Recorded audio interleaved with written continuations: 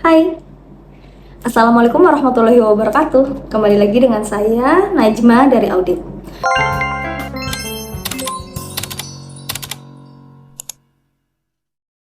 Pada video kali ini, saya akan membahas tentang audit kinerja part terakhir. Oke, pada video kali ini, saya akan membahas tentang pelaksanaan dari audit kinerja. Sebelum melakukan pelaksanaan audit kinerja, ada baiknya kita melakukan perencanaan terlebih dahulu. Nah, tujuan dari perencanaan audit adalah mempersiapkan suatu rencana kerja audit atau lembar kerja audit atau program audit atas audit terinci, ya kan? Poin-poin tadi digunakan sebagai dasar bagi pelaksanaan audit terinci sehingga audit dapat berjalan secara efisien dan efektif. Tahapan dari perencanaan audit yaitu yang pertama, tahap pengidentifikasian masalah. Pengidentifikasian masalah akan membantu pemeriksaan dalam beberapa hal, antara lain penentuan tujuan dan objek pemeriksaan, perencanaan dan pelaksanaan pemeriksaan secara efisien, efektif, dan akuntabel. Yang ketiga yaitu pengevaluasian kendala bukti pemeriksaan. Selain itu, ada tahap penentuan tujuan dan lingkup audit. Tujuan pemeriksaan sangat mempengaruhi penentuan lingkup pemeriksaan. Karena lingkup pemeriksaan terkait erat dengan tujuan pemeriksaan yang telah ditetapkan. Yang ketiga yaitu tahap penentuan kriteria audit. Penentuan kriteria pemeriksaan diperlukan untuk menentukan apakah suatu individu, unit, ataupun perusahaan atau bagian mencapai kinerja yang diharapkan. Apabila kondisi aktual tidak sesuai dengan kriteria, maka akan timbul temuan pemeriksaan. Jika kondisi memenuhi atau melebihi kriteria, hal ini mengidentifikasikan bahwa individu atau unit atau perusahaan atau bagian dari perusahaan telah melaksanakan praktik terbaik. Sebaliknya, jika kondisi tidak memenuhi kriteria, hal ini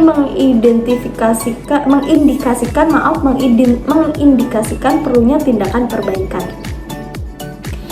Dan perencanaan yang terakhir yaitu tahap pengidentifikasian jenis dan prosedur audit. Setelah mengetahui kriteria pemeriksaan dapat mengidentifikasi jenis dan sumber bukti serta prosedur pemeriksaan yang digunakan untuk memperoleh bukti tersebut. Mengidentifikasi jenis dan sumber bukti serta prosedur pemeriksaan akan mempermudah pada saat di lapangan, sehingga pemeriksaan dapat berjalan dengan efektif dan efisien. Pelaksanaan audit kinerja sendiri yaitu tujuannya untuk mendapatkan bukti yang cukup, kompeten, dan relevan sehingga pemeriksaan dapat menilai apakah kinerja individu, unit, perusahaan, atau bagian dari perusahaan yang diperiksa sesuai dengan kriteria atau tidak, menyimpulkan apakah tujuan-tujuan pemeriksaan tercapai atau tidak, dan mengidentifikasikan kemungkinan-kemungkinan untuk memperbaiki kinerja entitas yang diperiksa, dan mendukung simpulan, temuan, dan rekomendasi pemeriksaan. Dalam mengumpulkan data pemeriksaan, pemeriksa dapat menggunakan beberapa teknik, yaitu yang pertama review dokumen fisik, yang kedua review dokumen elektronik juga, terus kemudian wawancara dan permintaan keterangan kepada auditi, yang kemudian ada kuesioner atau observasi fisik, dan yang terakhir yaitu penggunaan data elektronik yang tersedia dalam database. Kegiatan dalam tahapan pelaksanaan audit kinerja dilaksanakan dalam 4 langkah. Yang pertama yaitu perolehan dan pengujian data. Mengembangkan hasil pengujian untuk menilai apakah kinerja individu, unit, atau organisasi yang diperiksa atau bagian yang diperiksa telah sesuai dengan kriteria atau tidak. Mengumpulkan hasil pengujian dan membandingkannya dengan tujuan pemeriksaan. serta mengidentifikasi kemungkinan untuk memperbaiki individu, unit atau organisasi, dan memanfaatkan hasil pengujian untuk mendukung rekomendasi dan kesimpulan pemeriksaan.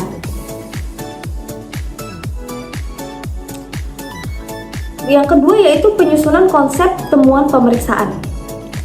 Temuan pemeriksaan dapat bersifat positif dan negatif. Positif terjadi apabila kondisi aktual sama dan lebih baik daripada kriteria, sedangkan negatif apabila kondisi aktual tidak mencapai kriteria. Pemeriksaan perlu mengungkap temuan positif dalam laporan hasil pemeriksaan, dan diperiksa atau pemeriksaan perlu diidentifikasi atau mengidentifikasi unsur-unsur temuan negatif menjadi satu temuan pemeriksaan.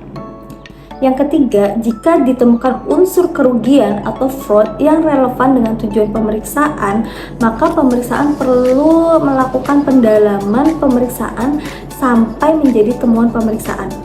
Indikasi yang tidak relevan dengan tujuan pemeriksaan perlu didokumentasikan secara memadai dalam KKP dan akan ditindaklanjuti pada jenis pemeriksaan lain yang sesuai.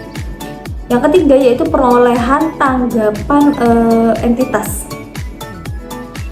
Pemeriksa atau auditor mengkomunikasikan konsep temuan kepada auditi untuk mendapatkan klarifikasi atau konfirmasi, kemudian auditi memberikan tanggapan resmi dan tertulis. Yang terakhir yaitu penyampaian temuan kepada entitas.